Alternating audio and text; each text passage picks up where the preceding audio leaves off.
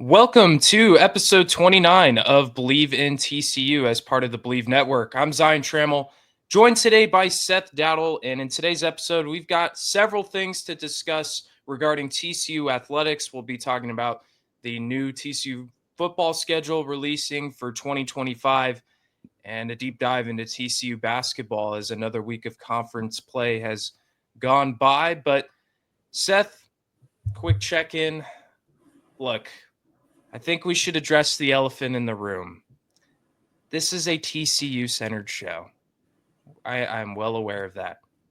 But Dallas-Fort Worth is hurting right now because of a particular trade in the NBA involving Luka Doncic. Seth, how are we doing a few days after? This is the worst heartbreak I've ever experienced in my entire life. Not even joking. Not even joking.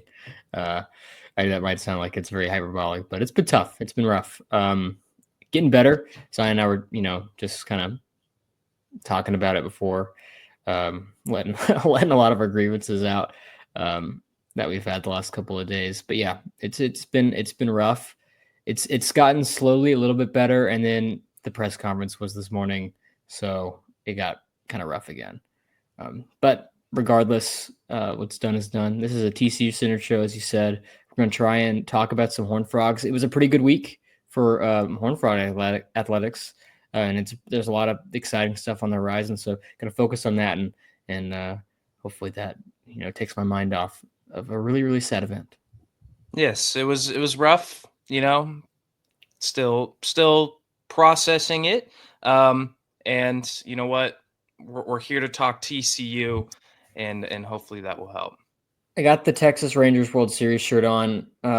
This is another thing that I watched the documentary the other day, or not the documentary. I watched the entirety of Game 1 of the World Series yesterday, so that helped take my mind off things. I'm sure it helped a lot. But let's dive right into things with TCU football. They announced their 2025 schedule as of Tuesday morning. There are a lot of things to kind of look at and a lot of takeaways. I think my first initial reaction, we already knew the opponents, but just kind of looking at it now as a schedule, this Big 12 conference schedule for TCU is going to most likely be way harder than it was last season. And then even the non-conference schedule is quite difficult. They'll open up the season against Bill Belichick and UNC on September 1st on ESPN. I can't even believe I just said those words. That is absolutely ridiculous.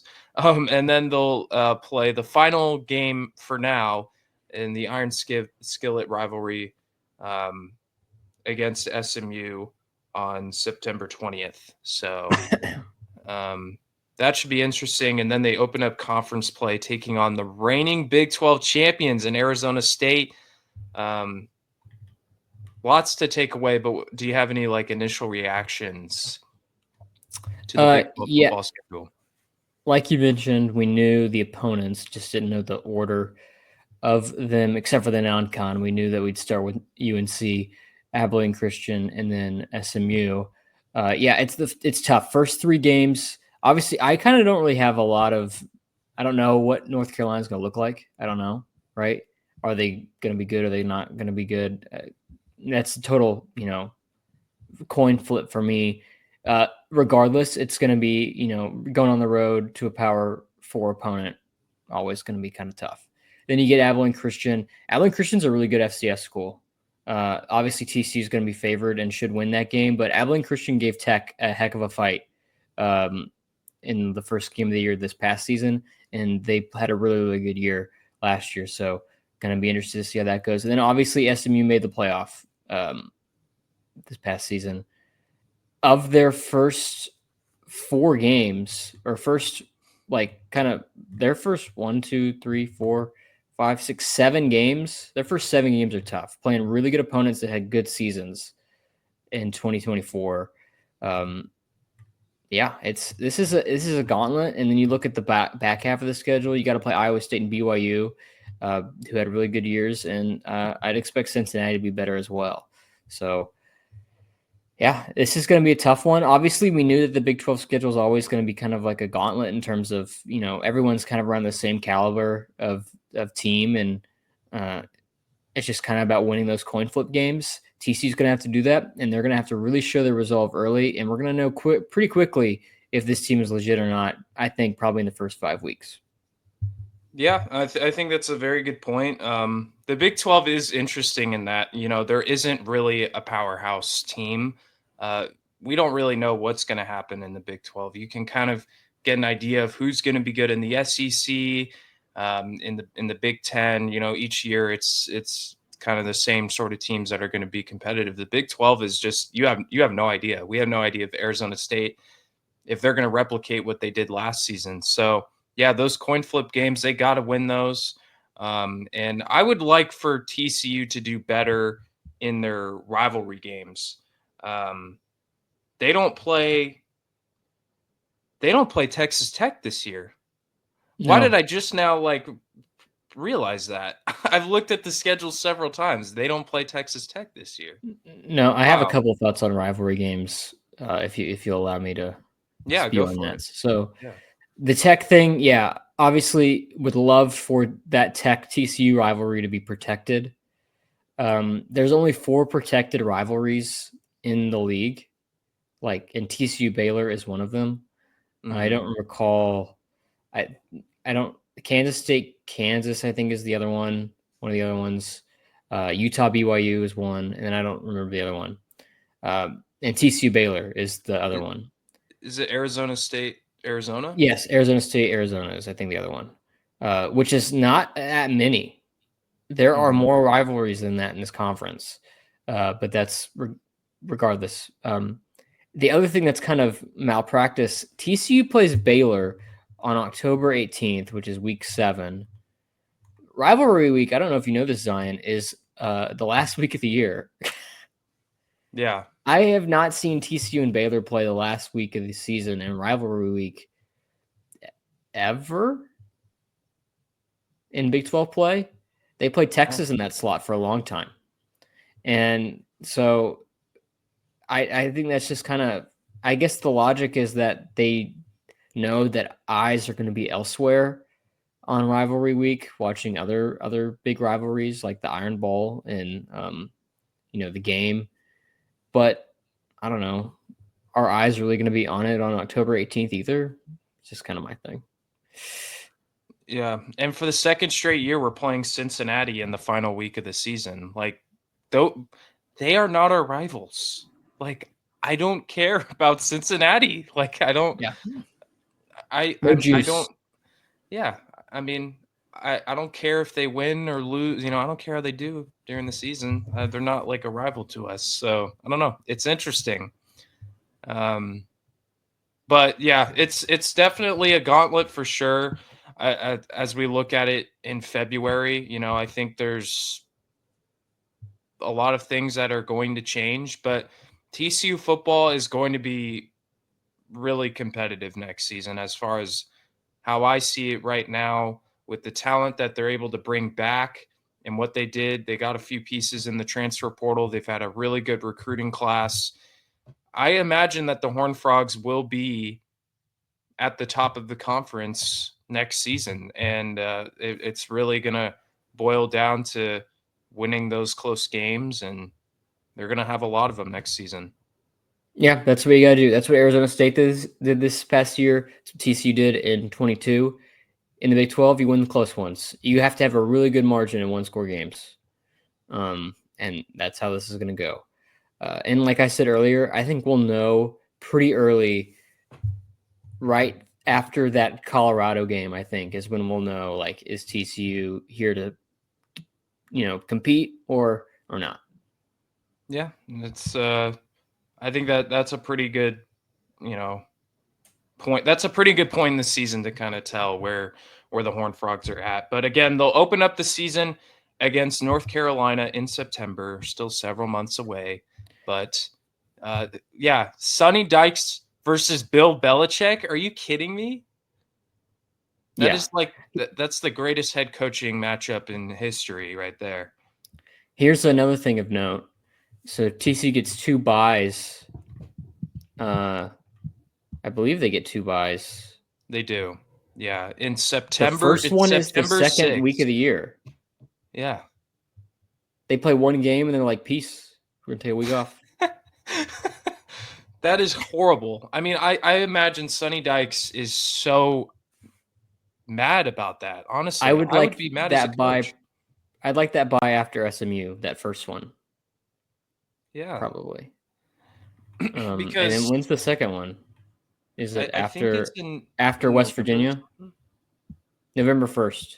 November, yeah. It's after Yeah. the West Virginia game on October 25th, and then they play Iowa State on November 8th. So Yeah. That makes more sense. Like it's later on in the season. I feel like for a football team or for really any team, it doesn't matter what level you're playing at.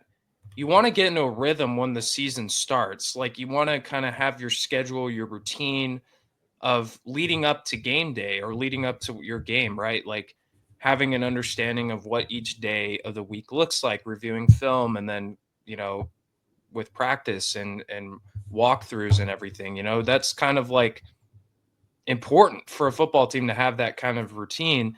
And you do that for the first week of the season, and then it's like, oh, nope, no game next week. Like, wait, what? It really, I feel like, will throw off things. Now, luckily, they play Abilene Christian, which, should be a win, unless you're Texas Tech, who almost lost to them last season. It should be a win, but I feel like it would just throw off things a little bit. I don't know. yeah, it's inconvenient. This happened a lot during the Patterson years. The later ones, they had really early buys, and that was the team's preference. Actually, I think that's actually what they kind of asked for. I don't know if they asked for this one or not. I think it kind of stinks, but it's out of their hands now. They're just gonna have to roll with the punches and see how it goes. If it's any indication, they had a really early buy in 2022 when they went to the national championship game. So if we want to just kind of say, hey, there's a pattern there, Some signs. and yeah, signs. There you go. Yeah, I think that whatever your expectations are for this football team, obviously very early. It's February, and the expectations for the teams on the schedule can be vastly different as well as we head further as we get closer to the season. Because I remember last year when we looked at the schedule, we were like, "Oh boy, look at this gauntlet that TCU's going to have to face," and then they didn't face a ranked team all year.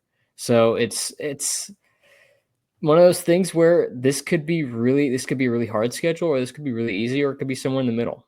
We just have no idea. But right now, if we're just going based off of 2023 or 2024 performance for a lot of these squads, TCU's got their work cut out for them. They absolutely do. They have teams that made the college football playoff.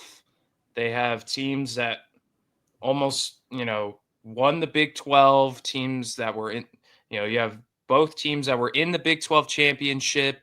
You have the people's Big 12 opponents, as I believe someone from Colorado said, with Colorado and BYU. So it'll be interesting to see, but we got a long ways to football, but felt like we needed to talk about it since the schedule released today.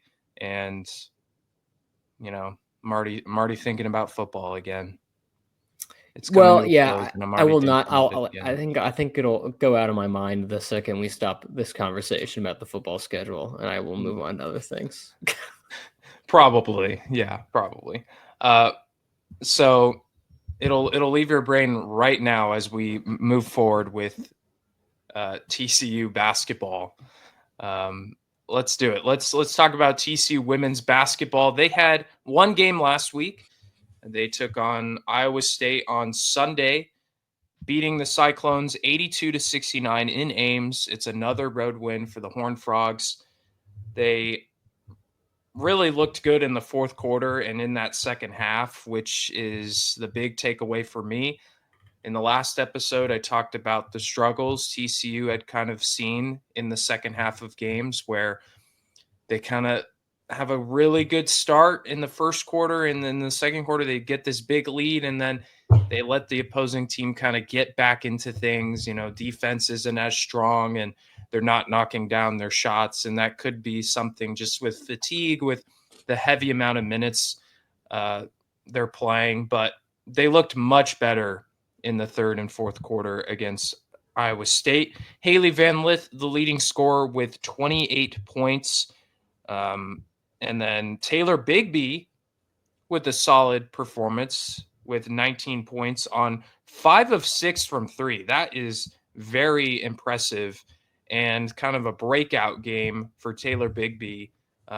Someone that doesn't necessarily get a ton of credit, but definitely deserves it. And in a game where Sedona Prince had 0 points and 1 rebound, I would not have expected TCU to win by 13 against a pretty good Iowa State team. Yeah, only 19 minutes, no points, and then you just get a lot of really good performances from the rest of the players. That's big time. That's big time. That didn't happen last year. If she was gone, and we've seen this multiple times. She didn't play a game earlier the year. TCU went out and got the victory. Now, I mean, she was on the court, but wasn't a big contributor. And go out there and you still handily beat a really, really good team on the road. So it's really encouraging. And as we move on now towards some more tough games. We were talking about how this was kind of the tough stretch of the season, starting with that Utah game a couple of weeks ago, and then Oklahoma State, Baylor, Iowa State, and then you're going to end that with the biggest one of them all on the road at Kansas State. They're 21-2. They're second in the conference. They're right behind you. It's the biggest test of the season since the South Carolina game, I think. And yeah, we'll see how they do. I'm really excited. This is one of those games where appointment television, I think, if you're a women's basketball fan in general, not even just a TCU women's basketball fan, but if you like women's college basketball, got to tune into this one because some really big ramifications, not just for either of these squads, but also for like just the tournament landscape as a whole as we head towards March. Absolutely. Number 9 versus number 12. It really doesn't get much better than that. At Manhattan on the road should be a packed environment, a weekday game. Unfortunately, it's on ESPN Plus. Would have liked to see that game on at least like ESPN2 or something like that. Just kind of in where more eyes can get onto this game. But yeah, this is a very big test for TCU. I believe it is the only time TCU plays Kansas State this season. So some big ramifications for the Big 12 standings, and the Horned Frogs are going to be tested. And I'm really excited to see how this game goes. I think TCU can definitely win this game. I think so too. Given how they've played the last couple of weeks, I mean, even that Oklahoma State game, we talked about it, right? Like, we were not super worried. I mean, our biggest concern, as you were mentioning earlier, was that the fourth quarter woes and like kind of losing a little bit of gas as the game went on.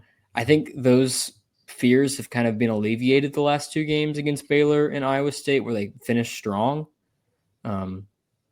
So if we're going to a game where I'm like, I don't know if I really have any worries right now about how this team's going to operate, I feel really good. Obviously, Kansas State's a good team, and they could definitely go out and have a good night and beat them. But I'm pretty confident right now, and maybe that confidence will be misplaced. But I'm pretty confident right now. And once you get past that, looking at the rest of the schedule, yeah, you got Baylor to end the year, but a lot of winnable games. Yeah, there is a lot of winnable games. Texas Tech, BYU, Arizona State, West Virginia, Houston, and Baylor. A lot of those teams at the bottom of the Big 12. But this is number 1 versus number 2, whichever way you feel like.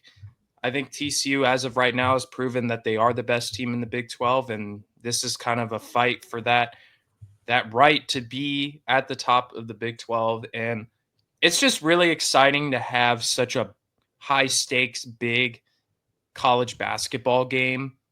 especially in conference play, because the men's team, they've had a lot of success over the last, few years, but there hasn't really felt like a ton of big games outside of like maybe Baylor and Texas Tech, I guess. But there hasn't been a game. There definitely has not been a game where you're competing for the top spot in the conference, and that certainly has not really been the case in women's basketball either.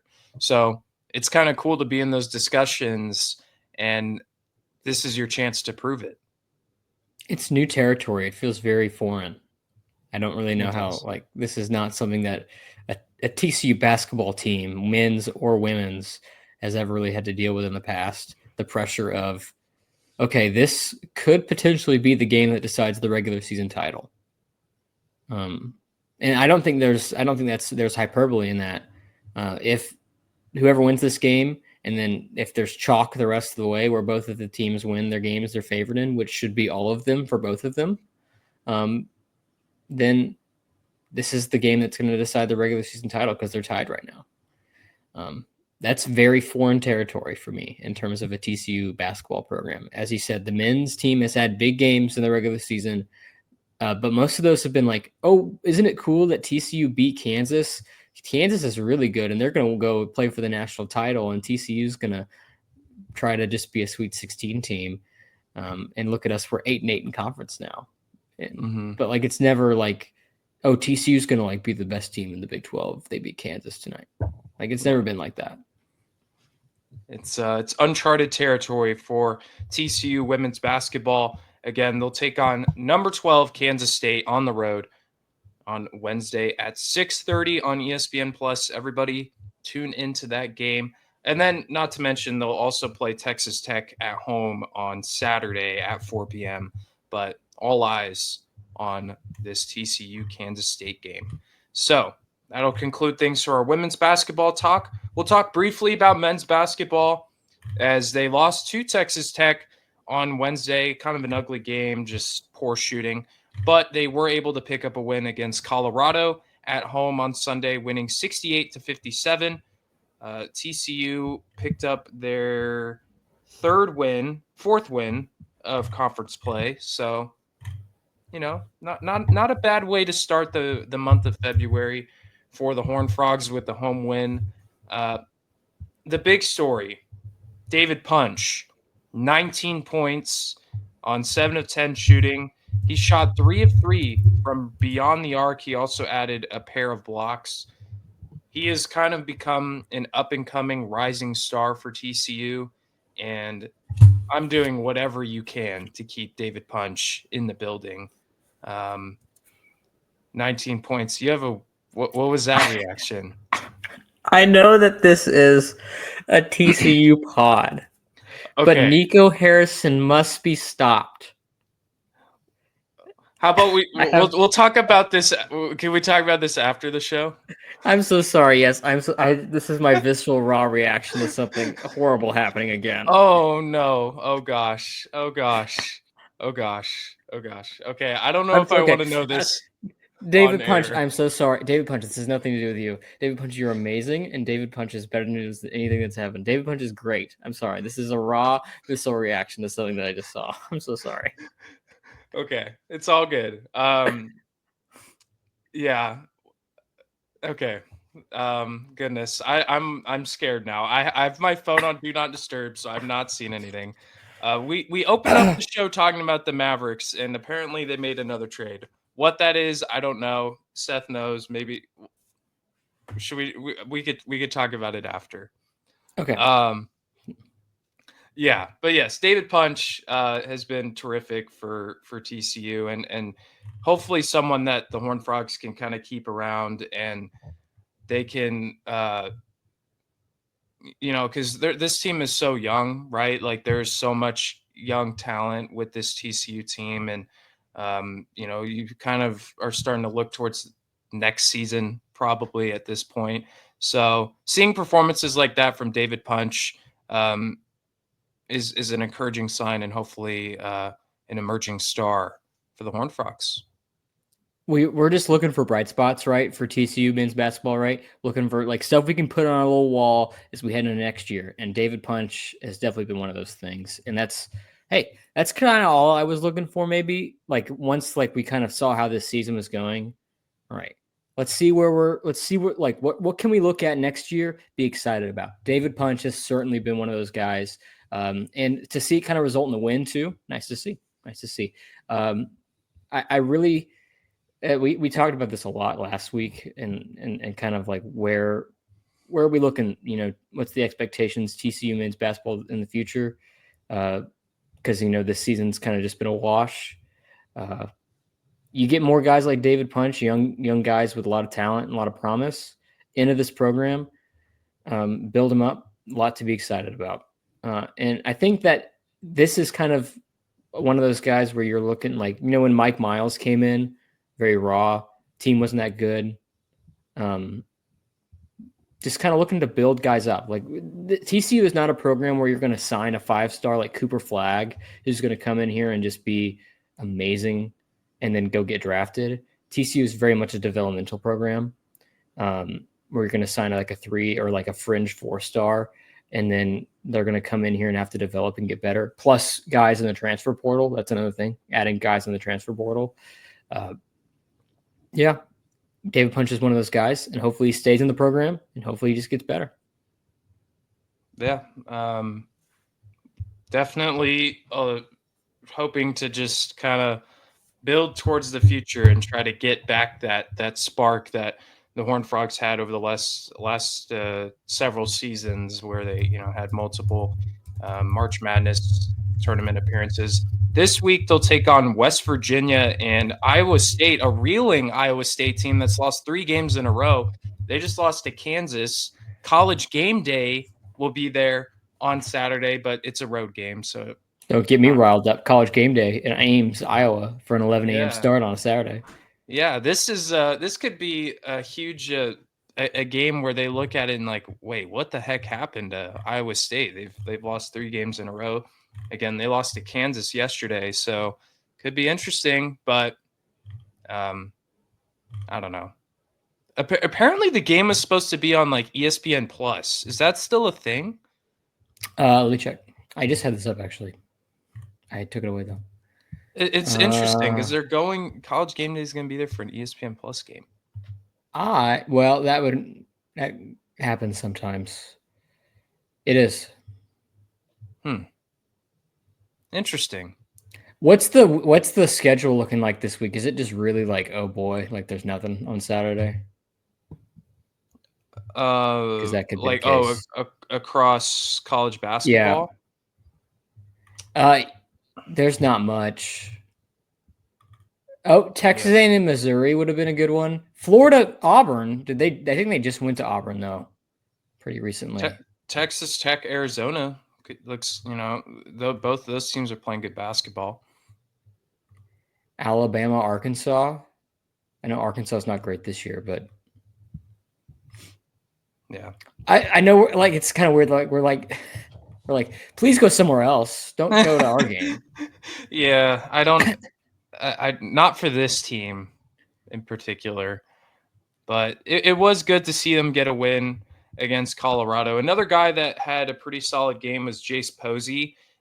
He scored 9 points in 8 minutes and really shot with a lot of confidence, which is something you like to see from a young guy like him. And hopefully we see these young players kind of have a lot more confidence in some of these games and could kind of emerge for Jamie Dixon as we could probably start looking more towards next season, as this team isn't really poised to make another March Madness tournament appearance. And so that's kind of how you have to look at it, unfortunately. But I think that'll wrap things up here for this episode of Believe in TCU. Next week, we will have our TCU baseball preview. We are getting closer and closer to first pitch, to opening day for the TCU Horned Frogs and this baseball season. Some high expectations, a young team, but we'll be talking about that next week, our season preview, and kind of give our thoughts and outlook for the season. And we'll continue to talk about TCU basketball. And maybe football if some news comes up or something like that, but most likely it'll be baseball and basketball next week. But yeah, thank you for tuning in to this episode of Believe in TCU. You can follow us on Instagram, subscribe to our YouTube page, or listen to us wherever you get your podcasts, all at Believe in TCU. So for Seth Dowdle, I'm Zion Trammell. Thanks for tuning in. We'll see you guys next time. And as always, go Frogs.